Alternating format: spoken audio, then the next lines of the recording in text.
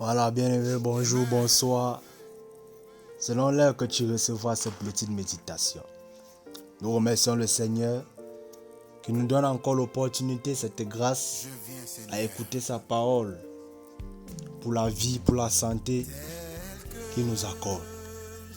Aujourd'hui, je voudrais que nous puissions voir un thème vraiment précis, un thème donc qui nous aidera à avancer sur le chemin du ciel dans la vie chrétienne. Les questions de apprenons à pardonner à ceux qui nous offensent. Apprenons à pardonner à ceux qui nous offensent. Le mot pardonner en elle-même signifie effacer ou ne plus considérer une offense, une faute, une erreur, un blasphème qu'on a fait vis-à-vis de toi. Autrement dit, c'est renoncer à punir une personne, à se venger de quelque chose ou d'une personne. On dit souvent avoir le pardon de ses péchés.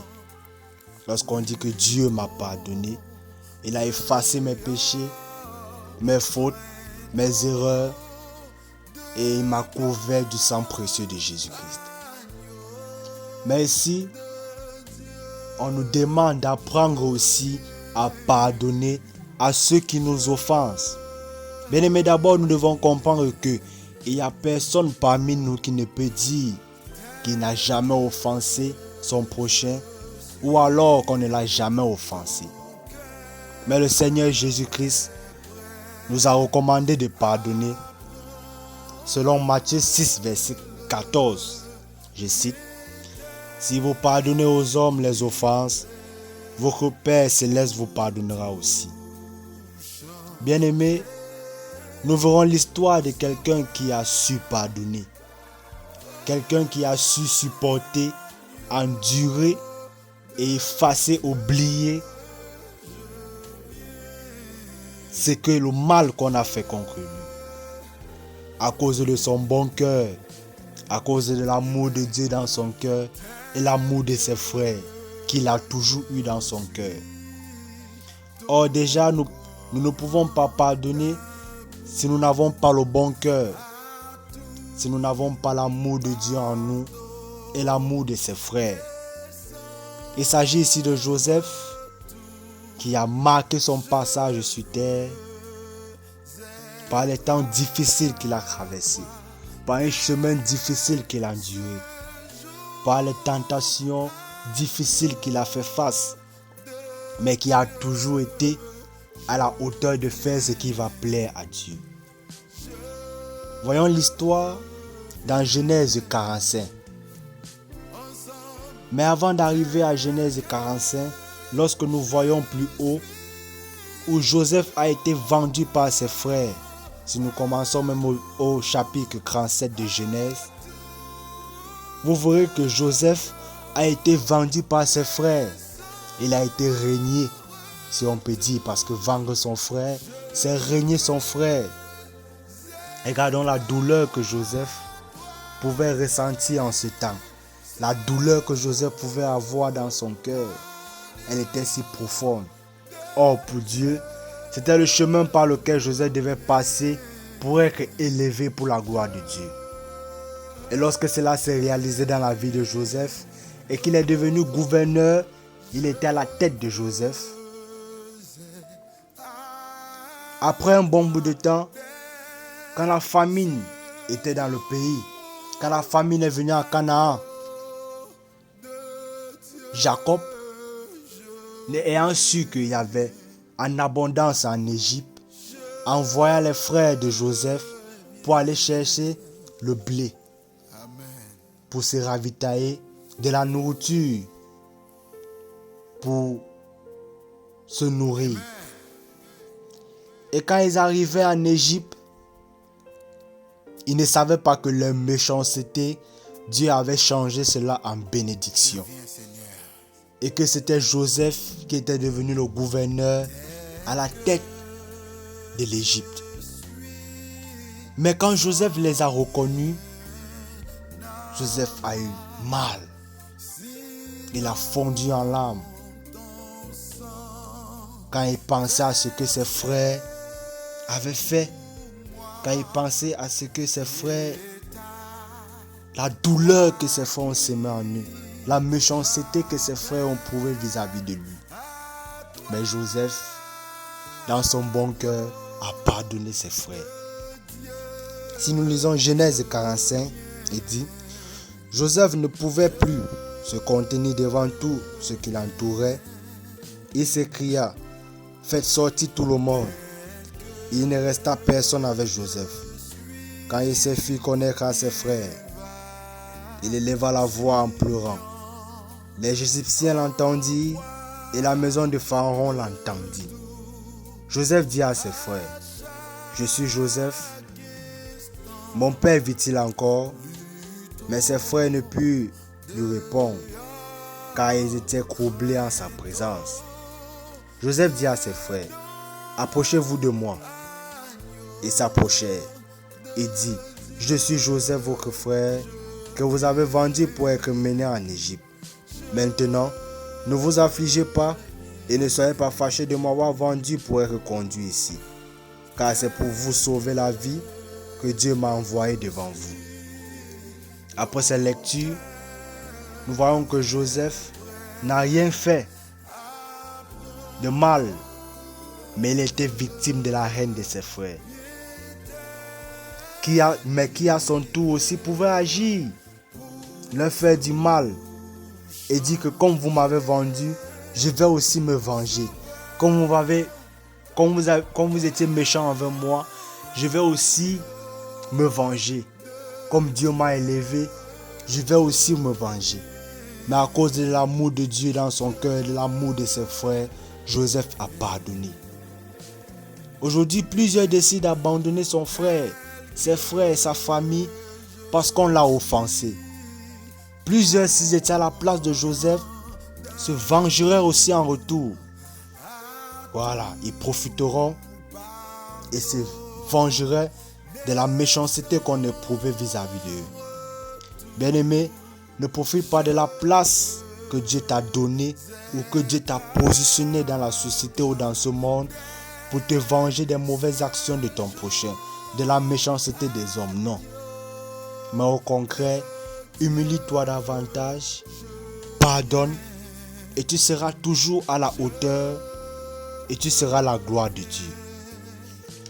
Ne dis pas que ton frère a exagéré, comme on dit souvent, le plus souvent, que le tout-ci, tu as exagéré.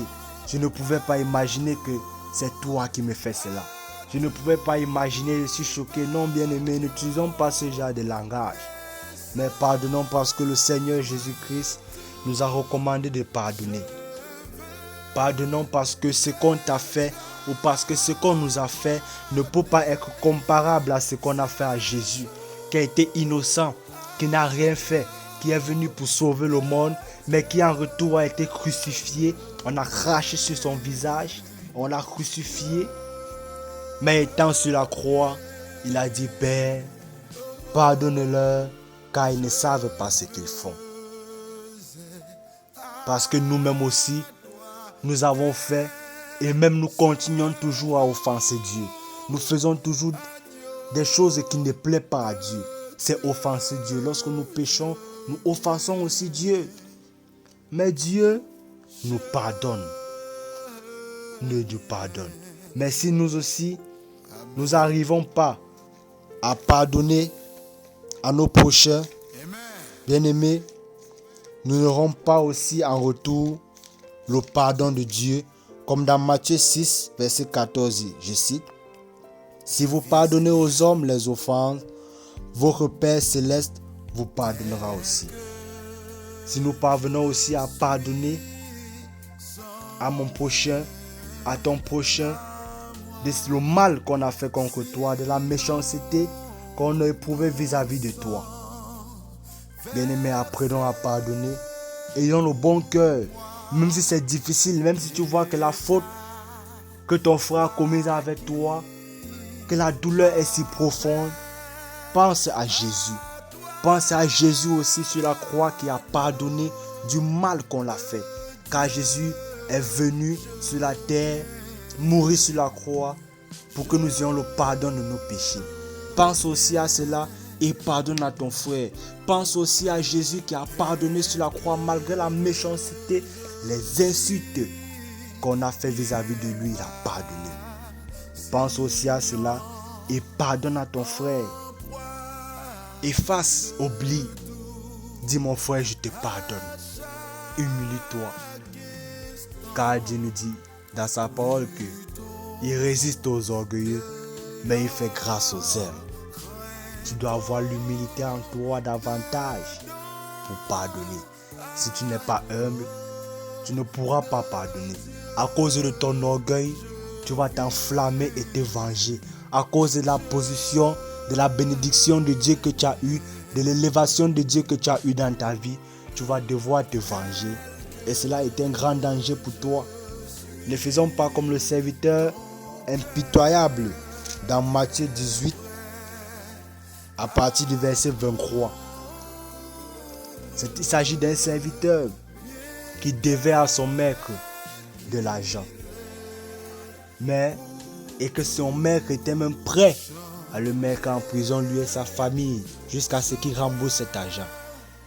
Mais lorsqu'il demanda et se prosterna devant son Seigneur, devant son maître, que Seigneur, aie pitié, aie patience envers moi, et je te payerai. Et son maître eut compassion de lui et le laissa aller. Et le laissa aller et lui remit la dette. Et lorsque lui-même sortit, il vit son compagnon qui le devait aussi de l'argent. Mais lui n'a pas été patient.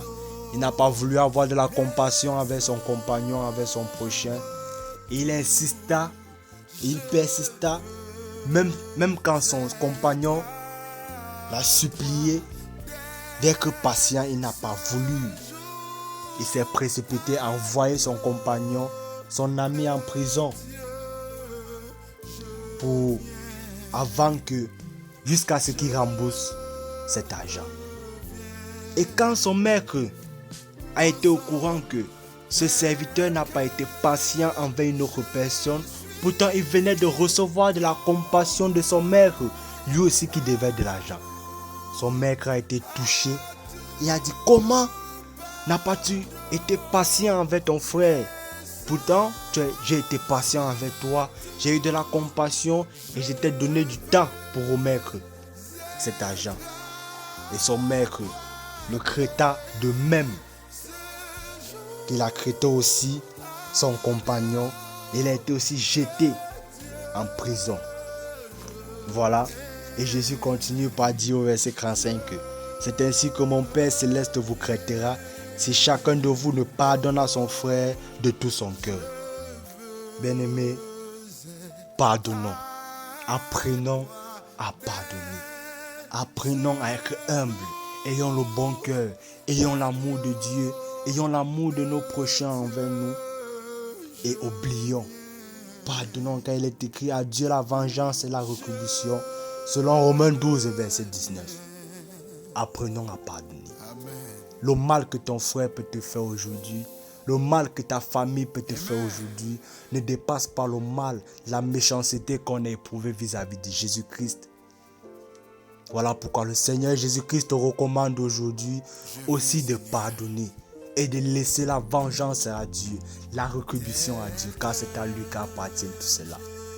À Dieu seul. Quant à nous, sur le chemin du ciel, dans la vie chrétienne, dans ce monde de méchanceté que nous vivons, malgré la méchanceté des hommes, le Seigneur Jésus-Christ nous recommande de pardonner. Le Seigneur Jésus-Christ nous demande d'être patients envers nous. Il dit dans sa parole que revêtons-nous de miséricorde, de patience, de douceur envers nos prochains. Nous supportons les uns les autres. Nous pardonnons réciproquement. Et que le Seigneur aussi nous pardonnera. Bien-aimés, oublions le passé. Ne pense pas au passé pour te venger. Selon Ésaïe 43, verset 18. Laissons tout à Dieu. Recommandons tout à Dieu. Quant à nous, ayons le bon cœur et pardonnons la méchanceté, les mauvaises actions, les insultes que nous avons chaque jour ou que nous affrontons chaque jour contre toi. Bien-aimés, voilà ce qui est favorable pour nous, pour nos âmes et pour l'avancement de l'unité parmi nous et sur le chemin du ciel que le Seigneur nous a placé. Bien-aimés, si nous arrivons à pardonner, à travailler nos cœurs pour pardonner, peu importe la douleur que nous pouvons avoir, peu importe la méchanceté que ton frère peut éprouver vis-à-vis de toi, peu importe la souffrance, la difficulté que tu peux affronter à cause de ton frère, ayons le cœur de Joseph et pardonnons. Ayons le cœur de Joseph et humilions-nous. Ayons le cœur de Joseph et embrassons nos ennemis. Prions pour nos ennemis, car Jésus nous recommande cela. Bien-aimés, regarde et vois si tu as un cœur qui est prêt à pardonner. Regarde et vois si tu as un cœur qui est prêt à s'humilier et à supporter et à endurer comme Joseph et pardonner. Regarde et vois si tu pardonnes comme Jésus t'a recommandé ou nous a recommandé. Est-ce que tu aimes ton frère? As-tu l'amour de Dieu dans ton cœur? Es-tu humble? Travaille cela en toi. Médite la parole de Dieu à travers cette petite méditation pour travailler ta vie chrétienne et en voir davantage les bénédictions de Dieu dans ta vie. Si cette petite méditation t'a marqué, n'hésite pas à le partager à tes amis, à ton entourage, pour qu'ensemble nous puissions nous édifier et travailler nos vies de façon à plaire à Dieu. Que par cette méditation, le Seigneur Jésus-Christ nous fortifie et nous soutienne pour l'avancement de l'unité et pour travailler nos vies davantage, pour nous préparer davantage à la rencontre de notre Dieu. Au nom de Jésus-Christ. Amen.